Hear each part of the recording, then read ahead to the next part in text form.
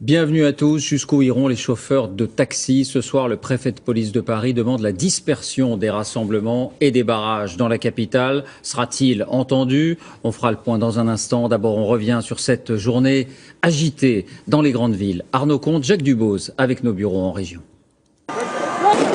Dès le lever du jour, les manifestants s'approprient le périphérique par la force.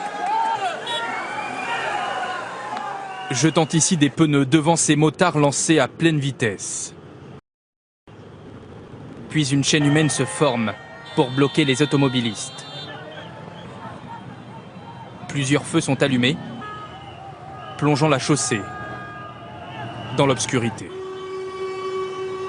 Face à ces débordements, les CRS investissent alors les voies, procèdent à plusieurs interpellations. Mais ils sont rapidement visés par des projectiles, parfois lancés depuis les ponts. Ici, les policiers sont même contraints de reculer. Le face-à-face est musclé, les nerfs prêts à lâcher. On restera là, on rentre plus, monsieur. On est mort, vous comprenez ce qu'il y a? On est mort.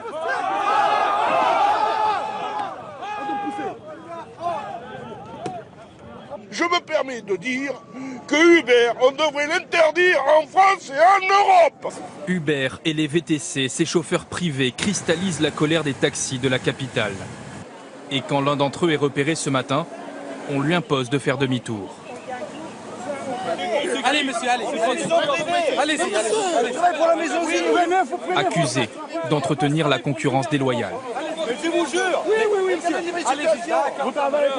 Tous les jours, on est là dans les stations, des gens qui payent même pas leur charge sociale, qui payent ni licence ni rien du tout. Ils viennent, ils prennent nos clients. Attendez, ils disent à nos clients, on est moins cher. À Orly, où l'accès à l'aéroport est filtré, une navette vient de forcer le passage.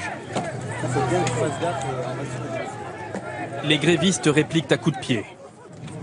L'un de leurs collègues est à terre, blessé à la jambe par le véhicule. Des scènes de violence qualifiées d'inadmissibles par le Premier ministre Manuel Valls. Aucune cause ne peut justifier de telles violences. C'est pour cela que je veux les saluer. Les forces de l'ordre ont bien réagi et qu'il y a eu de nombreuses interpellations qui, je n'en doute pas, donneront des suites judiciaires. Le mouvement était national aujourd'hui, en province, à Lille, Aix-en-Provence, Bordeaux, ou ici à Marseille, place Castellane. Les taxis aussi sont rassemblés et remontés. Il y a plus de CRS mais que de taxis. Faut arrêter vos conneries. Protestation aussi à Toulouse et Strasbourg, mais la méthode est quelque peu différente. Ici, les taxis proposent des courses gratuites, une façon de protester, tout en espérant obtenir le soutien des clients.